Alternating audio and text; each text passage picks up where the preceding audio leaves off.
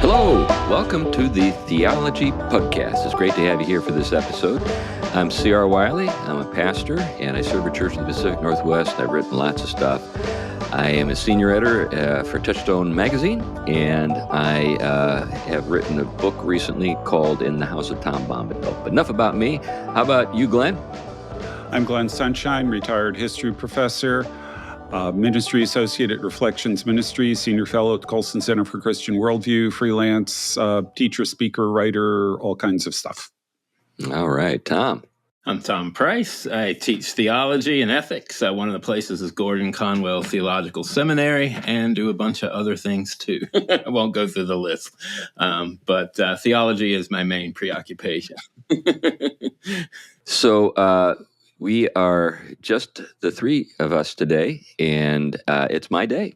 So I decided that I'd like to focus in on something I wrote for World Magazine. I wrote an op-ed on there for their online presence, and the title of the op-ed was "Begotten, Not Made," and it was in response to something I had read in the Wall Street Journal. And so I subscribe to the Wall Street Journal, which means I get to see, stuff on an ongoing basis from that publication. And something in the weekend edition for Saturday and Sunday, October 28th and 29th, caught my attention. And the title of the article is, "What if men could make their own egg cells?" What if men could make their own egg cells? Now this might sound like just something straight out of Huxley's, Brave New World. In a way, it is, but it's not just a rhetorical question. There are people working on this, and they've made, quote, progress.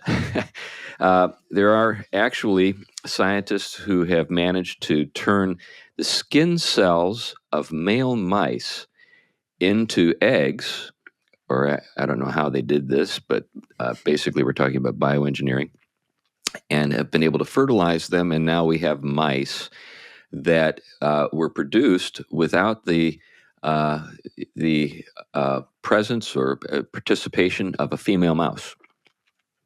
So what we have is a kind of, I think, situation that I think in a larger frame of reference gets me thinking about not just this kind of transhuman sort of project that is evidenced by this particular episode or this particular matter, but a larger question, and one that I think we've talked about on the show before, and I'd like to get into a little bit, and that is what should be our disposition toward just technology in general, and what kinds of boundaries should we work to establish to demarcate, say, things that are simply too sacred to mess with, and other stuff. And that leads to a whole other set of questions, but I think that's a good enough place to start. This is, after all, the sort of thing that, C.S. Lewis was thinking about when he, wrote Abolition of Man and That Hideous Strength and so forth. So this is not like a new, it goes back to Mary Shelley, it's not like a new thing, but it is also sort of relevant with regard to other things that maybe are not biological in character, for example, artificial intelligence. Anyway, I've sort of, lobbed some softballs for you guys to hit out of the ballpark. Let's hear what you have to say. Any thoughts? Well, let me just interrupt right away, because we're not dealing with a situation, even with the mice, where female mice weren't involved. Well, we true. don't have an artificial uterus. Well, I Not don't yet. know if They're working on it, but we No. don't have that yet. So it had to be done by artificial insemination. Yeah, Well, I don't know. In vitro, yeah, whatever. That's not the right word, but yeah, through the normal in vitro process. Well, I don't know if that's entirely true with regard to the mice. Perhaps you're correct. But I do think that there are, as you noted, efforts underway to keep this process entirely free from the sort of the involvement of women. And artificial uterus is part of that project. But let's just assume that they're able to pull it off. I think as a Christian, I think the place to begin with is recognizing that we have an obligation to speak against heresy. And one of the heresies that I don't think we've been loud enough with, because we've embraced a lot of it, has been we have basically implicitly adopted a lot of the vision that underwrites modernity and modern science, because it is a heresy. It takes from Christianity certain things about the human being and the human capacity and the human calling to, have dominion, but it rips them from its theological parameters given in truth and creates an alternative theology that basically allows them to run wild. What Chesterton called truths gone mad. And so when these truths go mad, what you're seeing here, all the old limitations that Christianity put on human beings in terms of, for example, limiting their curiosity, right? The old vice of curiosity, for example. These things were given not simply as suggestions, but as basically warnings that if you transgress this limit, you've entered terrain that is, in one sense of the word, damnable, like all heresies are, but also destructive. And I think that we have to be willing to pluck out the heresies that underwrite the current vision of science and its aim to basically not recognize any limits, kinds, natures, and purposes. And we need to go to war with it. And that war needs to be saying, this is territory you shouldn't be going, and we're not going to go. And, again, we may not be able to change things top-down power that way, but we can at least not be guilty of contributing to it. Yeah, I'm completely on board with you there, Tom. The challenge, though, is I think twofold. One is you note that we have been a little too, well, not little, maybe far too willing to be carried along uncritically by technological developments.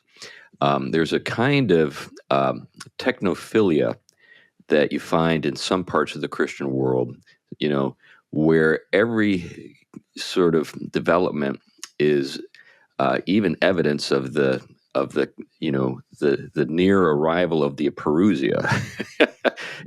I'm getting at, and there's I think a naivete even about technologies which don't intrude directly upon the biological sort of domain, but still have a biological and definitely a spiritual implication or impact.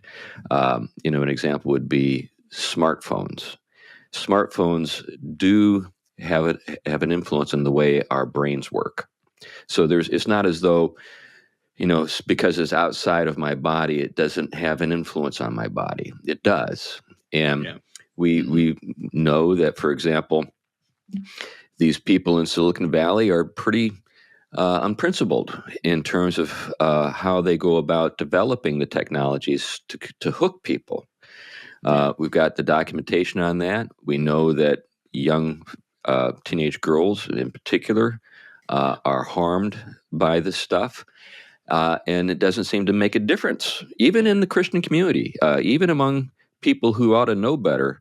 Now, they'll be disturbed by maybe what people watch, but they're not disturbed by what this stuff is actually doing to the bodies of kids. Yeah, and I think sometimes. Oh, go ahead, Glenn. Go ahead. Yeah, one of the things, going back to your case of the turning male skin cells into eggs, one of the things that is really striking to me about that is it seems like it's a complete attempt to erase women. Yeah. Especially when you add artificial wombs and things like that. You'll notice they're not using skin cells of women to create sperm. Yeah. Right. It really looks to me like an attempt to erase women. I mean, in a more literal sense than the way we usually use that phrase. Yeah, let me read you a piece from the article. This is by the piece is by Amy Doxer Marcus, and she. I'll read the first 3 paragraphs.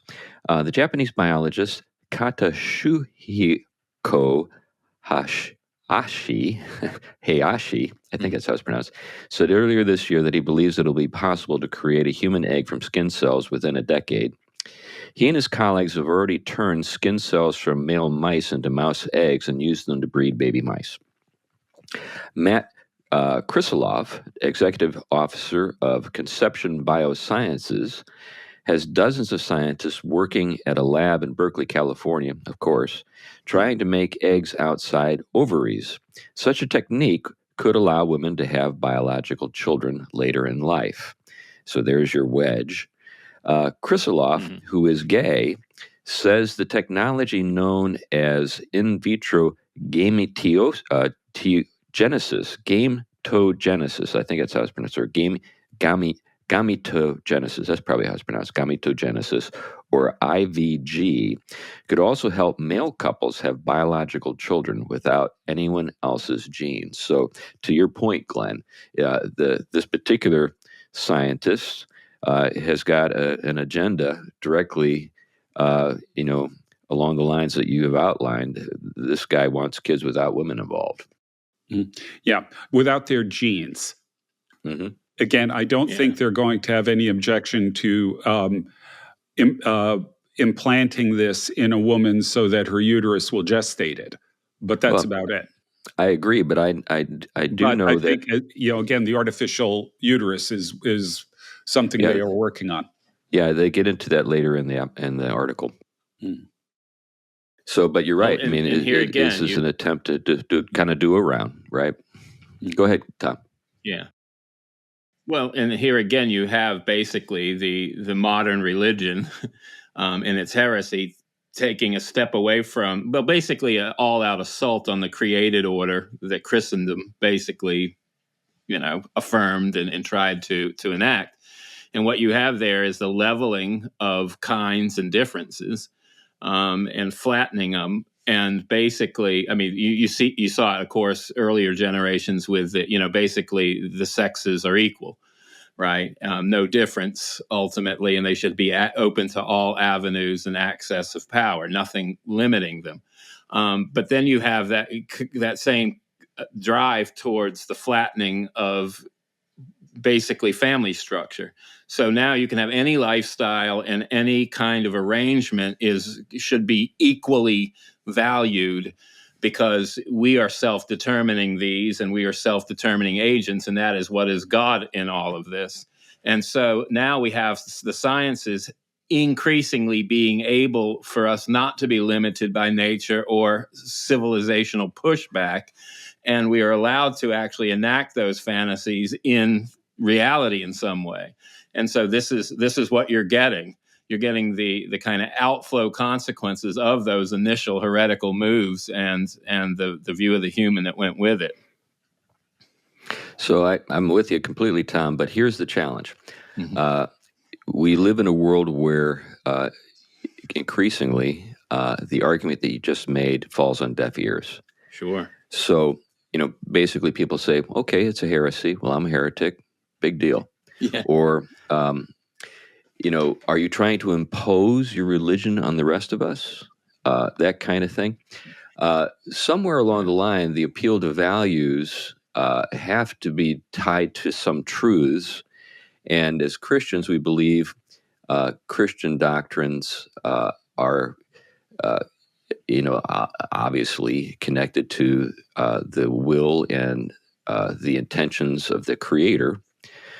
But how do we make this case in a world where even natural law is something that people dismiss? Yeah, well, I mean, I think that is a challenge of this particular monster, isn't it? I mean, now that created kinds and the intelligibility of the created order has been eradicated, and you have wills that have been centralized, any appeal to reason basically does just look like an attempt to place a limit on another will. And so you're not going to get a top down. This is my point. You're not going to get a top down argument that is going to drag along the unwilling. And so this places us at a very different set of parameters. One is we have to rely on spiritual resources because we're dealing with something that I don't think just general arguments in a society that embraces arguments, because they don't. Secondly, you either have worldly power, divine power that is actually going to change this. We don't look like at the moment we have worldly power. So we're set off. So what resources do we have as Christians? And this is my point: is that we don't have to go along with it, and we can actually instruct our communities about the heretical and the severe consequences of what is coming down the road, and we can become alternative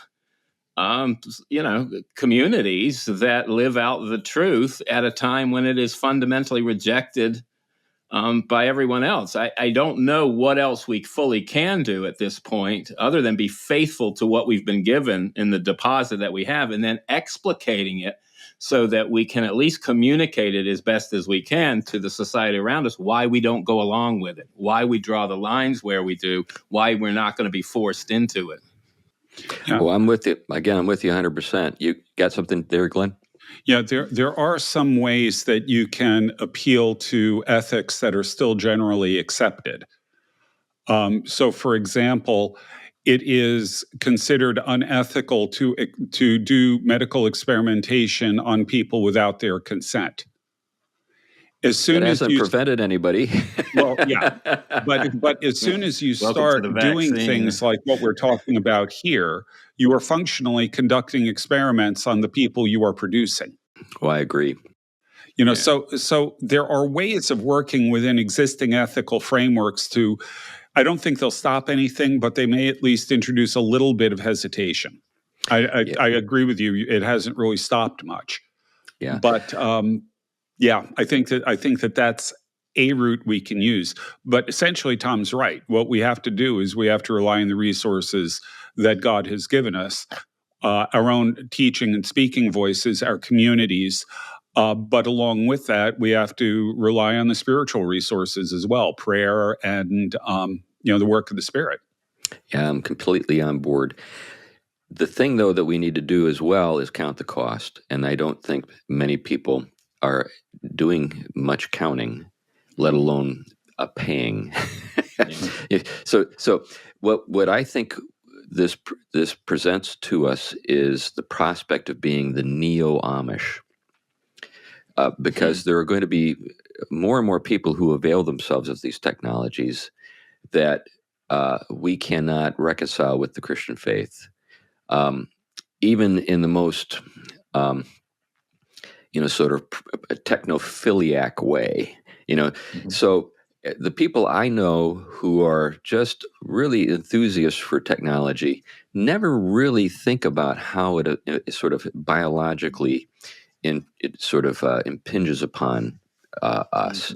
But in this particular matter, it's undeniable. I mean, this is something that's altering what it means to be a part of a family. This is what it is altering at a physical level, a biological level. Now, a lot of things have gone on socially to prepare us for this moment, but it's another matter when you actually are dealing with somebody. So let's just imagine ourselves 20 years down the road being introduced to some guy who literally does not have a mother and has not had a mother or had any sort of female presence in his life. His family, so to speak, is entirely male. And what does that do to your thinking? I mean, the way you look at the world, the way you understand family life. Okay, let's say this person visits our church. What do we do with this guy? There are a number of things that I think I haven't come across anybody who really is analyzing this very, very thoroughly, at least in the circles I'm part of. There's a recoiling at the transhumanist project. Yeah. But there's not much analysis when it comes to the very nature of technology and how this has always been kind of a problem. I mean, we can go back to the Phaedrus with Plato. I mean, people who think that maybe this is having second thoughts about technology is a new thing. Just go back to that. Was it in the Phaedrus that Socrates was complaining about writing? Yeah, that's right. Yeah, he quotes the myth from Egypt about the introduction of writing by the gods, and he's what his point is not that writing in and of itself is a bad thing, but how it's going to affect our lives, particularly in the exercise of memory. So his point is that we're going to get lazy. And is it hard to argue with that? I mean, I'm not saying that the internet and Google makes it worse. Yeah, well, I think that's the thing. So we have this notion that it's all, addition and no subtraction. That there's no trade-off. Yeah, I'd be happy if we just accepted new technologies, but understood that we lose things when we adopt them. It's not just plus; there is some subtraction. Yeah. Right. The interesting thing is this is moving in a bit of a different direction, but I was just reading a book where the author, who's a religious studies professor, she's working on emerging religions surrounding technology, actual UFOs, all of this kind of thing. Wow. Fascinating book. But she interviewed someone who is deep into AI, one of the real pioneers in this thing. And a significant percentage, apparently, of the people who are in a position like her believe that AI, particularly when we're dealing with nanocomputing and things like that, is actually tapping into a non-human intelligence, and that this provides an interface for that into our world. Yeah, that's something that recent. It's a technological thing, but in this case, if they're right, and even if they're wrong, they're directly trying to mess with things that are operating at they would argue transcendent level, but a level certainly beyond our ability to understand, to know, or whatever. Yeah, the most recent edition of Touchstone addresses this. There's an article by Paul Kingsnorth. It's the cover story. It's a fairly lengthy article, and it's really well written. But I saw some people who responded to it quite naively and dismissively.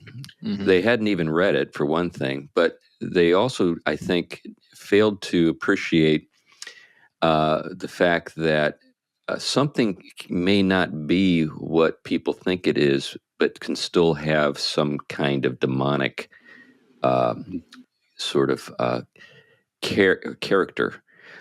So, for example, the example I think of is when we think about 1 Corinthians chapter 8, the Apostle Paul says, well, there's nothing to idols. They're just wood and stuff. Then 2 chapters later, he says, no, there's demons behind them. So on the one hand, there's nothing to them, and yet there's something behind them. There is something behind them. So the idea that, it's just software doesn't make, it's not an argument. You could just say that you and I are just biology. Now, I need to say, I think Kingsnorth went way too far with Rudolf Steiner on that particular article. Oh, sure. I mean, I think that he's right, that there is a real danger here, although I don't think he's identified quite the right one. But that's, that's my read on it. Yeah, well, I think in that article, he I think the thing that concerned him primarily was what the programmers thought they were up to. Right. They're trying to create God.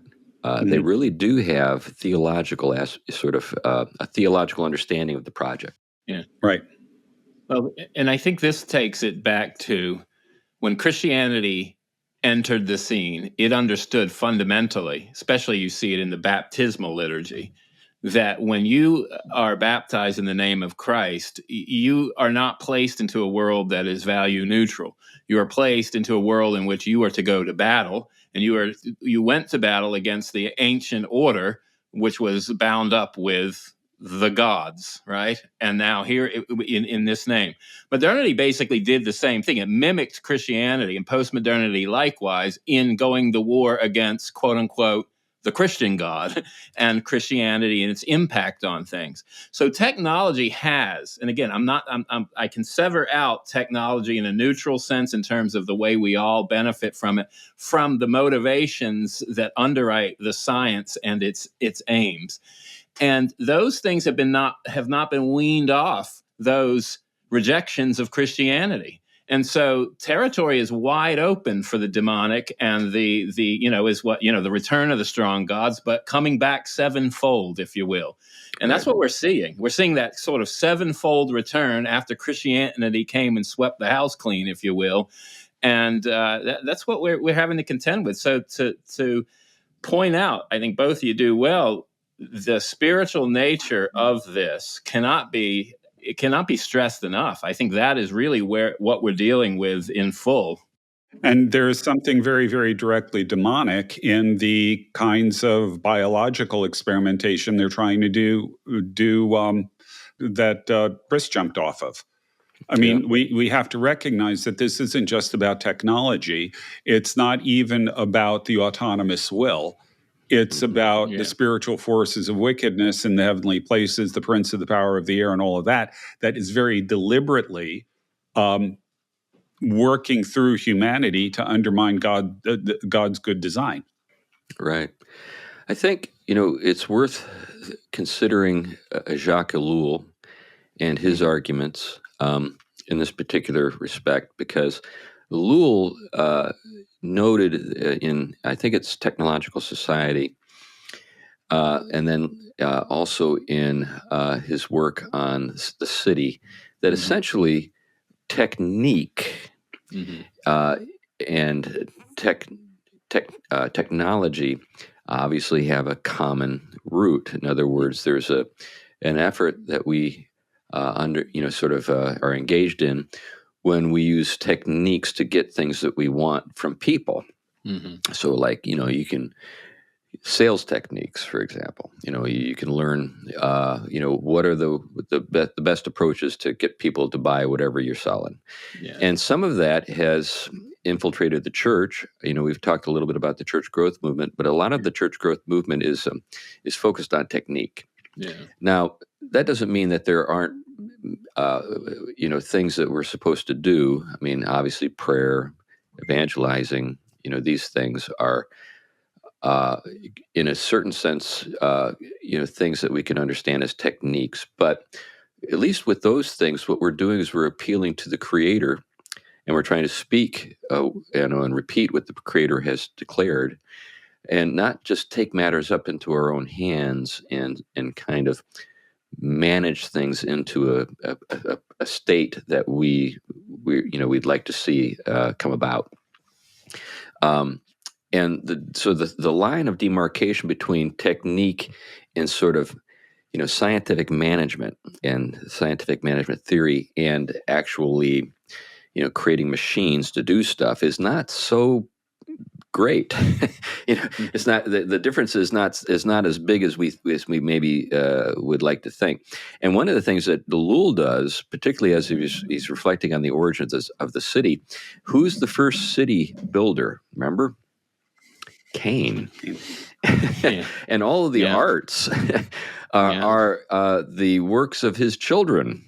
And so there's a sense in which, what Ellul is saying is that these things are tinctured from the start. It's not as though we're dealing with things that aren't already, in some sense, under the influence of evil. Isn't it interesting that those first chapters of Genesis give you a fair amount of detail about what the children of Cain are doing, but not what the children of Seth are doing? Right. That is interesting. Yeah. Well, we know that calling upon the Lord is one of the things that they do, right? Yeah, and Which is a great thing to they don't do. build towers to Babel, and they don't, That's right. That's right. But I don't sense. So here's the thing: Ellul is reformed, or was Yeah. reformed. I mean, he was a reformed thinker. He had a huge intellectual, sort of impact on the world far outside of the reformed world. Yeah. But within the reformed world, who reads Ellul besides guys like us? Yeah. Yeah. Well, and I think likewise his work on propaganda is similar, even though he wasn't measuring it strictly from a scientific understanding. The insights he brought into it at a time of its kind of early stages in terms of modern technology, it was just brilliant analysis. And you really, I think he wrote. What was the other work he wrote on? It's something the demonic. The title escapes. Oh, he wrote so much stuff. I tell you, the book that that really had a big impact on me was my first acquaintance with him was The Politics of Man and the Politics of God. Yeah. And that was a powerful book. But another one is The Humiliation of the Word. Yeah. And what he's addressing there is the triumph of the image over the word.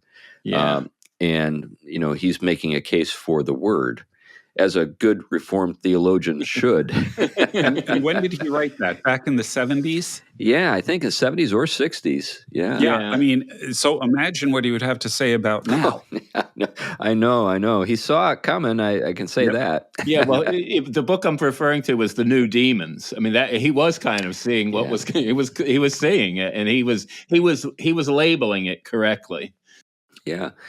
Why is it that we don't have this ability to do that anymore? Or now, obviously, he's a remarkable thinker. I mean, I don't mean to imply that we can all do what he did, but but at the same time, he had the ability to see into things and to see connections that I just don't see many people making today.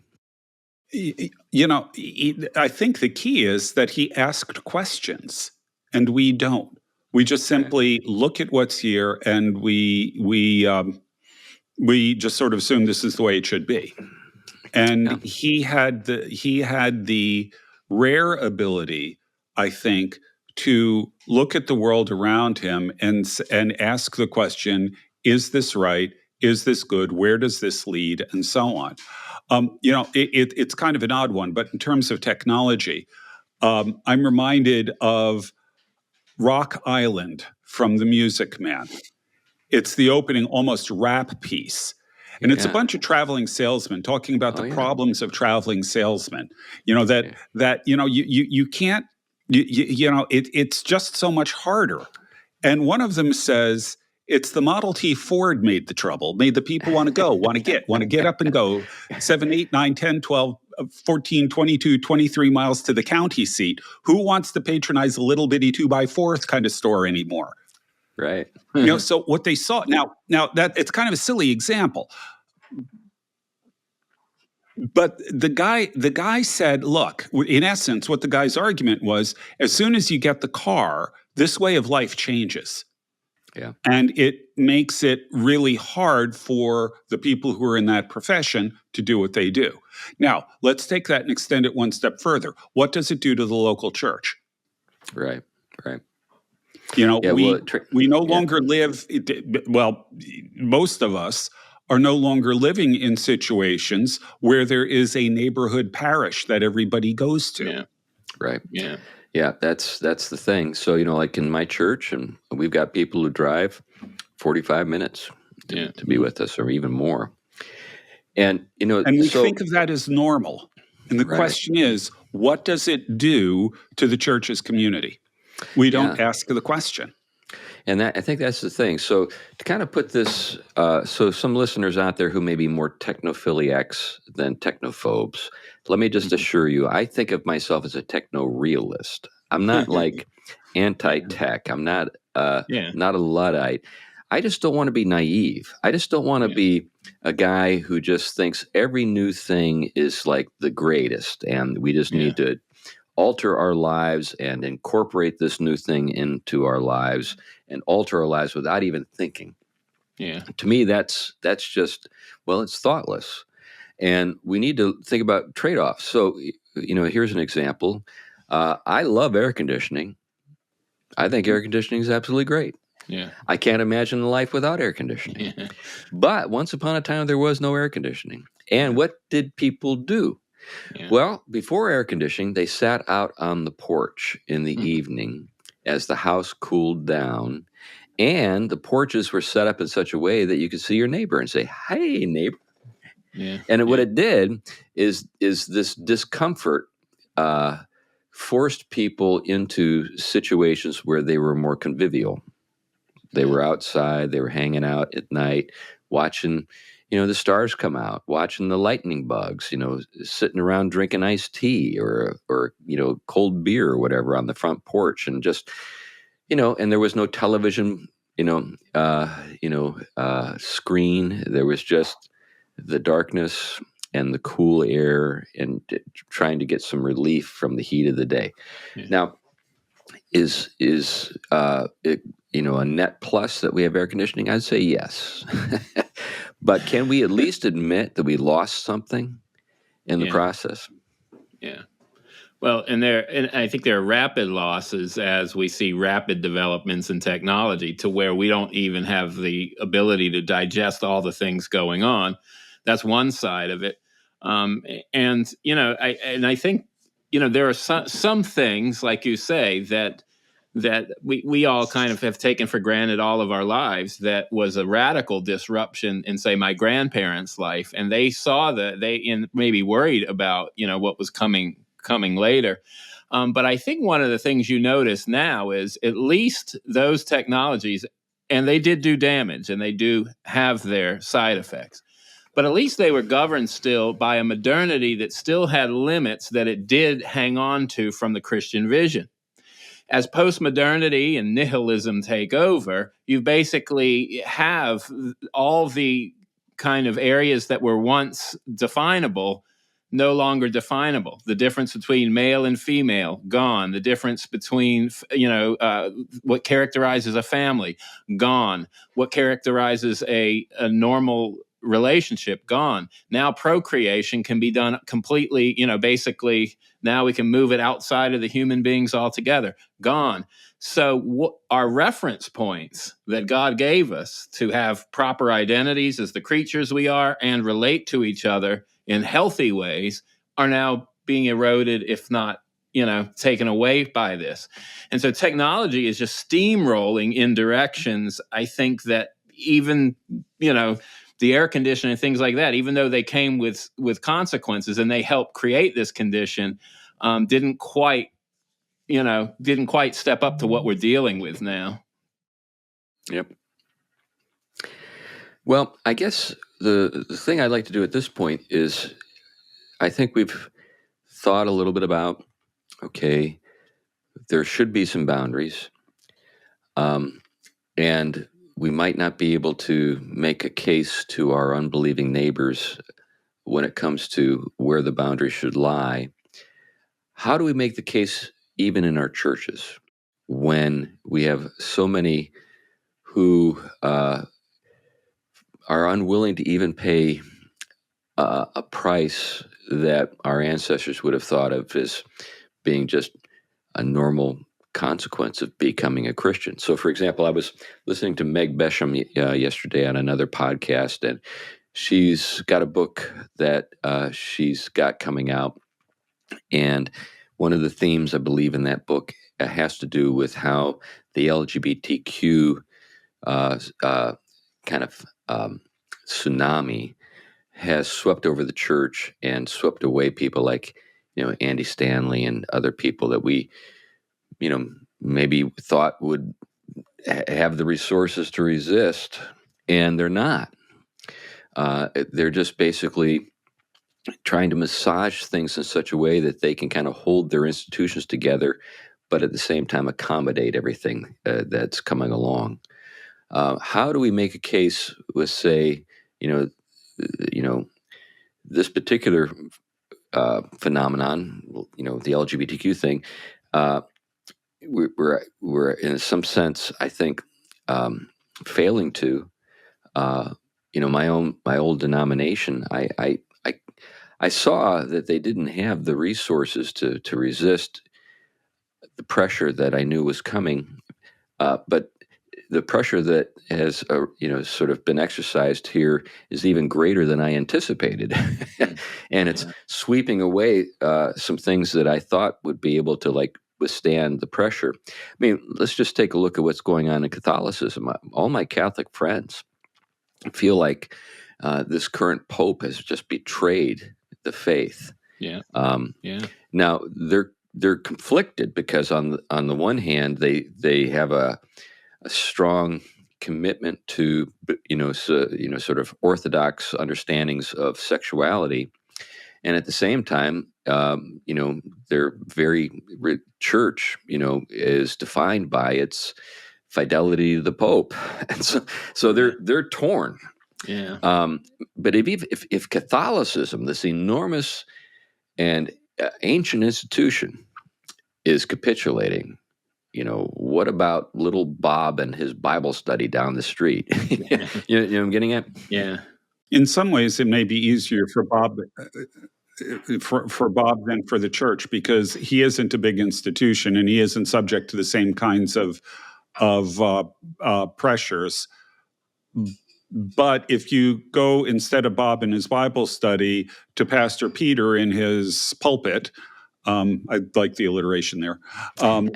Then that puts a different set of that changes the equation a bit. Like I said, the individual Bible study, you can get people who'll be able to handle it there. But when the pressures start coming at churches, it ends up being a different. I think it ends up being really a different matter. And I think that the Catholic Church is what happens under that pressure writ large. Yeah. Now, we know that Catholicism has gone through a number of crises over the years, and there have been multiple popes at the same time, and just there's all kinds of mess. Yeah. So I'm not saying the story is over for that church, but at the same time, things don't look good. What you don't have, what I think is different this time, is you have popes that will do things like issue proclamations, bulls or whatever, that talk about enhancing their power. Or they will declare ex cathedra the Immaculate Conception of Mary. It's an idea that had been circulating in the church for a while.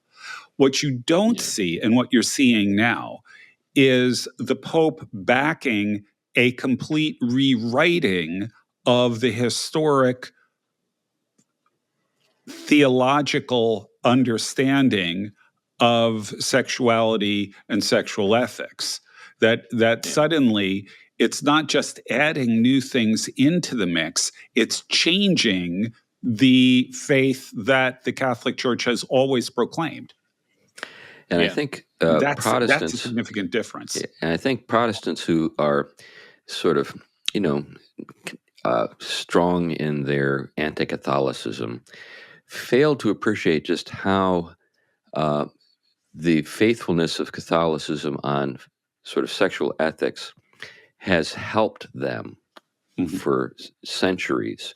So you can spend a lot of time condemning the Pope and call him the Antichrist all you want, but you still had somebody who agreed with you that homosexuality is a sin. Abortion is sin. That's right. Classic Christian ethics anchored in the historic faith were embraced. Classical orthodoxy in terms of sexual ethics. I mean, that was something that you could count on. Now, it's interesting because I remember when Karl Barth during Vatican II came later to discuss the Protestant critique of, that they were open to listening to. And one of the things he told them is they capitulated too much to modernity. That in their attempts to update, they were importing a lot of the assumptions of modernity that Christians shouldn't be adopting. And of course, his target was always, anthropology had replaced Christian theology, and so that rigorous Christocentric, Christ-centered approach to reading these things should not be abandoned in updating the church in terms of its witness and mission. And so, again, you don't know to what extent this stuff is now, starting to bear fruit. I mean, I've read those documents and I still see a strong commitment to historic orthodoxy, but he could see things coming that, I'm not able to. And I think that's the same way with all of our denominations. We don't know how much we have basically bought into the hidden assumptions of the modern world in our very own readings of Scripture and our very own conservatism and our very own claims. And this is one of the things I think a rich engagement with our sources and our and theological tradition at least helps us expose some of those things about ourselves, instead of just attacking, for example, Plato because he was also shaped by the spirit of his age. What if reading Plato can sometimes expose to me all those areas that I'm committed to my age? So there is an important investment in engaging theological tradition without just simply, basically saying that it has no value for us. And Lewis used to say the same thing. Reading these old authors help expose my own bias, my own being locked into the idols of this age.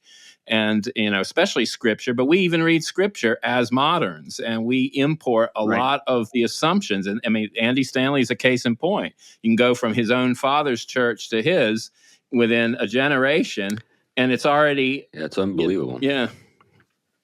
It's unbelievable. Well, this is the thing that Meg Besham was getting into, is that people like Stanley have been targeted. So for the longest time, we evangelicals enjoyed basically an upside to our peripheral status. The upside was people don't spend a lot of time trying to target us. They more or less just ignore us.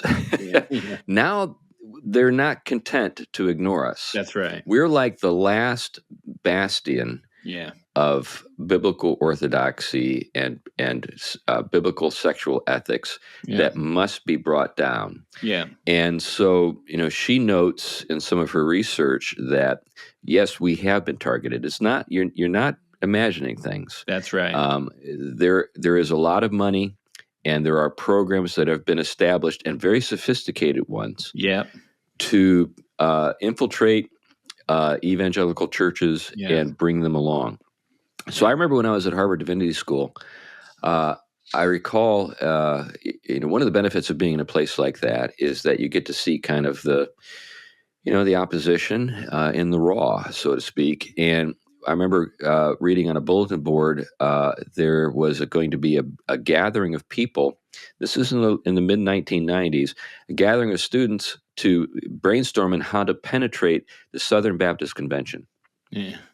Now, what did that mean? Well, they were particularly interested in sort of promoting, the sexual revolution in the Southern Baptist Convention, and we've seen that they've had a few success stories.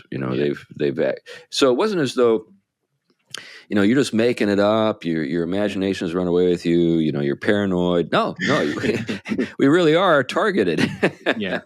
Right. Yeah. And one of the things you notice, classically trusted evangelical book distributors, start to sell that, book for, the stay-at-home mom homeschooler that happens to be importing with the right language and nuance a lot of things that basically cause them to become dissatisfied with, the classic Christian way of understanding things, or not turning to its riches to address it. And that discontentment settling in. I've also seen, over and over again, people that were involved in, the church vigorously, all of a sudden, slip out and embrace the new religion, the one that affirms all the different, alphabet and everything else, seeing that as the genuine article of, full embrace and love, rather than basically, having the measure of truth to govern our understanding and love and relationships, and the best way to respond in love. And so these things slip in and they creep in, and yes, they are intentionally targeting us, our children, our families. And, I often talk, what is, you think even socially, first of all, you had to get kind of the Christian God out of the picture, and so your modern naturalism and humanism did that. But the next reminder, of course, of that is, of course, some kind of patriarchy and male headship, right? I mean, they're the fatherhood of God now has to be kind of eliminated. So they flatten the sexes. Well, now still that image is getting through. So now you have to get rid of, basically the significance of being made in the image of God altogether.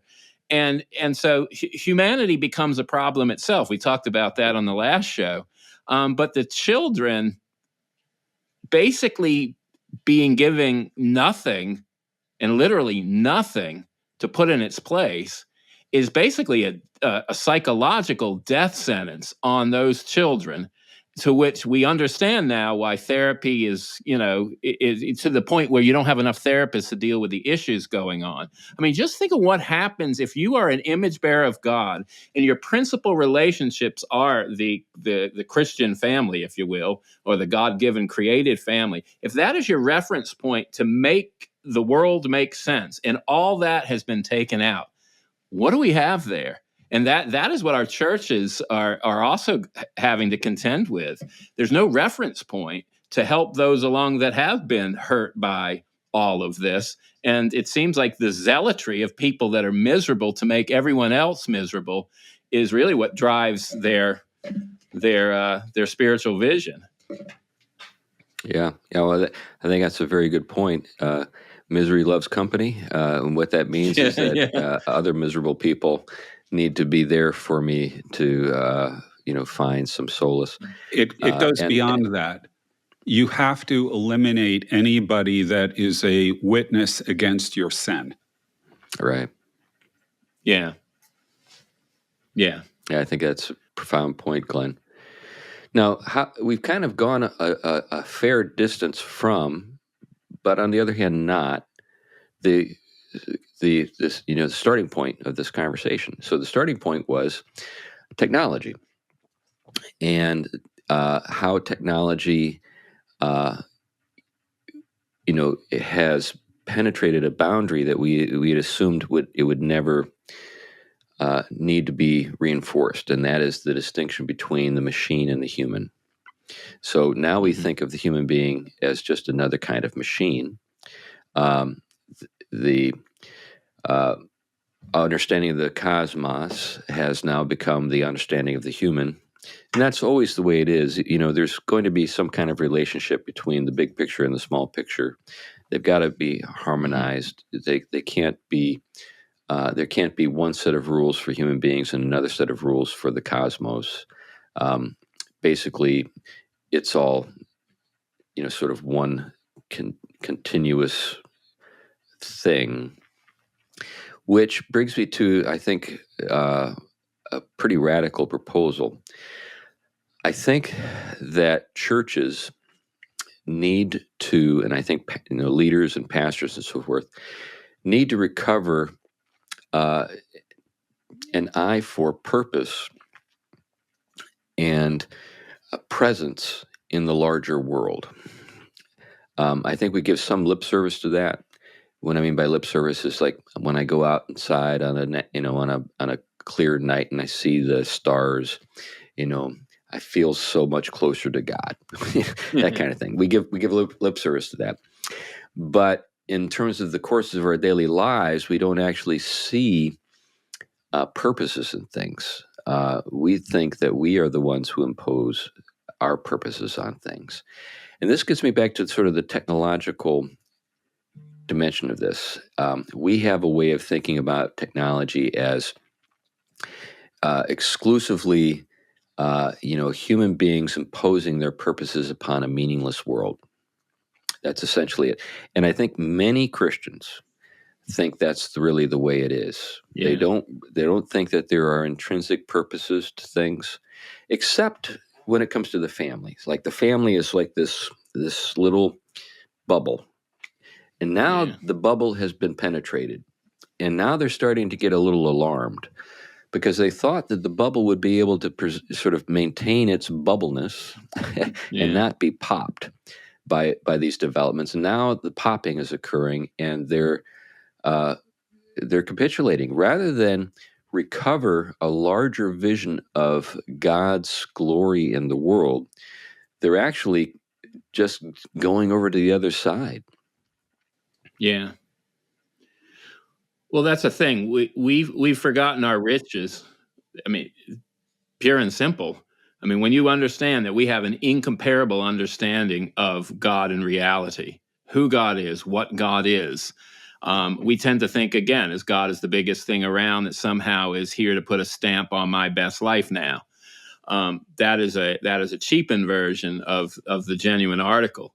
When you see in Scripture someone encounter the living God, the utter realization of who they are and who God is in relationship to them, and the way in which glory is the thing longed after in all of our purposes, to know the Creator and all things relative to the Creator, and therefore also to know all things relative to the Creator. The things aren't sitting around just as arbitrary things for my construction and my purposes, that they actually have an inherent gift to me, and I have an inherent gift to them. And that relationality has a certain character to it, like the family, like father and wife, husband and wife, and father and children. And then the kind of ways that societies orient themselves around those goods. Then none of these things are arbitrary, that they all are stamped with something the Creator has given and the glory of the Creator through them. And there is therefore a certain delight and true fulfilling of our natures. And that's the other thing. This kind of fulfillment is drinking ultimately of a water unto which you will never thirst again.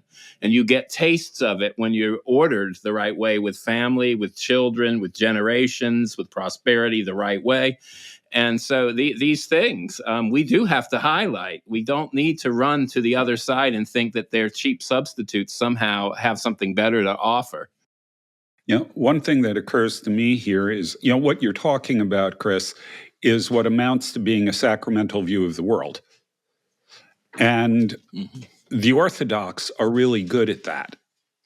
The Orthodox have their issues, but they're really good at that. It's one of the things that they excel at.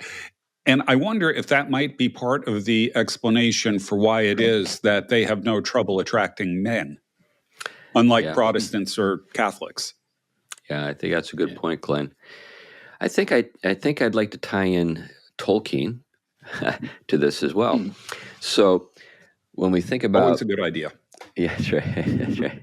So when we think about Tolkien, we think of some people think of him as an escapist, but I think, or simply as an advocate for medieval thinking at the expense of lots of other things. I think he was, as Holly Ordway has brought out, far more relevant to the modern sort of predicament than people assume. So let's think about a couple of things. One is, who is the personification of the sort of technician in Tolkien? Saruman, right? I think everybody would say that. Now, does that mean technology per se, or the human arts, are in some sense incompatible with the created order? Well, no. The arts of the elves, I think, are worth reflecting on, because what we have with the elves is a development of the arts and you could say the sciences in a way that strives to develop the inherent properties in the created order. So it's not as though they're just like leaving things alone.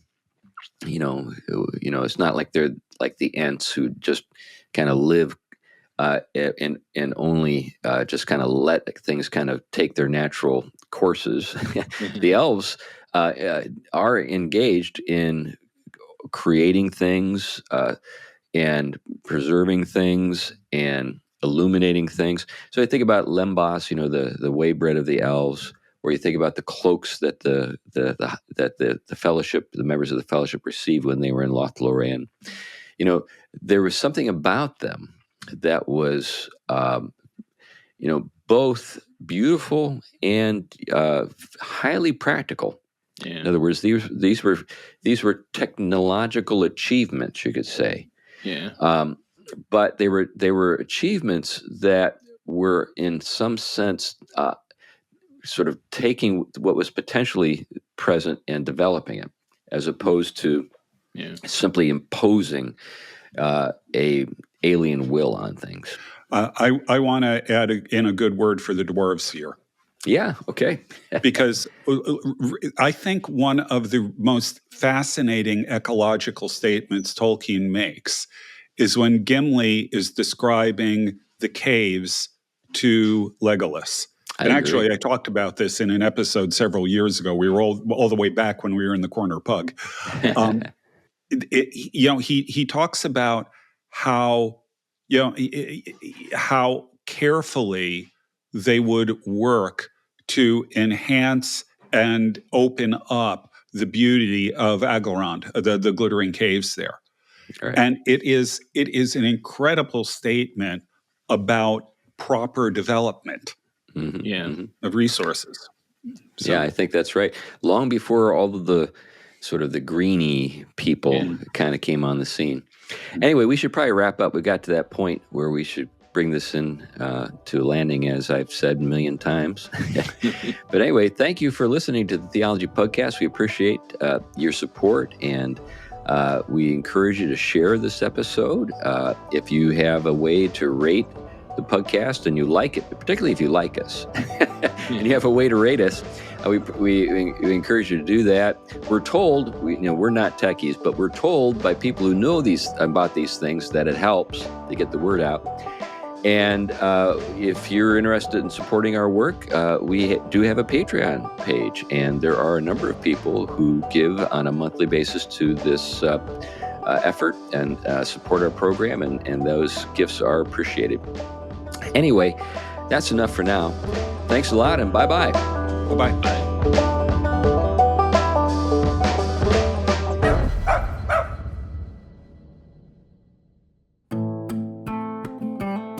The Theology Pugcast is a ministry of Trinity Reformed Church in Huntsville, Alabama. If you like this podcast, you might enjoy the book by Jason Cherry, The Making of Evangelical Spirituality, available on Amazon.